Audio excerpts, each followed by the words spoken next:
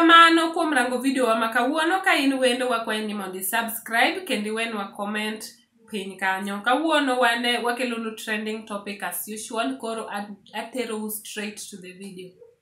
And if this thing can touch Raila Amolo Odinga, we are going to, this country should be disbanded and everybody should go home. His Excellency Honorable Raila Amolo Odinga mong'ere kaka baba wa taifa nyoche obet matuo kendo wachore ni tuo mar akorinya China ni nochopo kuome kendo sani othiedhore e osiptal. To kata kamano Kenyans osenyiso mixed feelings kalure gi tuo mar Raila ni, to according to jokma osenene wacho ni oyudo thieth maber kendo odhi maber kendo health ne en stable sani. Koro wageno ni obiro chango kendo Nyasaye biro change.